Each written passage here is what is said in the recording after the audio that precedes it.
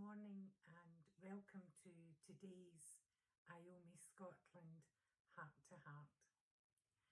Today is Thursday in Holy Week and begins with John and Peter securing the upper room where they will celebrate with Jesus the Passover. After sunset, Jesus and the disciples go together to the upper room, and before eating Passover, Jesus washes the disciples' feet.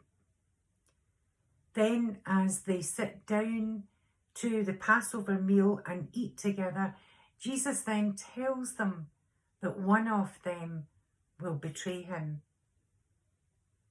And soon enough, Judas leaves to do what he intends. And we know at this Passover meal, this is where Jesus sets aside the Passover bread and wine and perfects their meaning. The bread becomes a symbol of his body and the wine his blood. And Passover is no longer just about the deliverance for the Jews from Pharaoh, but also for deliverance from sin, both for the Jews and for the rest of the world. After the meal is finished, Jesus and his friends leave and they go to the Mount of Olives to pray.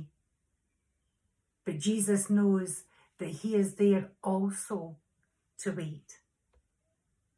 He is there to wait on the soldiers who will come to arrest him. Yesterday, we spoke about how Jesus was still. Yet even while he was still, his enemies were plotting and planning for this very moment. But Jesus, although he's waiting on his arrest, he spends his time praying. And as he prays, he sweats blood because he knows what lies in front of him. And yet, while all that is happening, his friends fall asleep. Again, we see Jesus in the midst of the worst of circumstances, and yet he demonstrates for us his love as he obediently submits to betrayal, false arrest, a rigged trial, his friends running away and denying him, being whipped into an inch of his life, and finally facing the cruelty of the cross. Today is called Maundy Thursday. Maundy is derived from the Latin word for command and refers to Jesus' command to the disciples to love one another, even as he has loved them.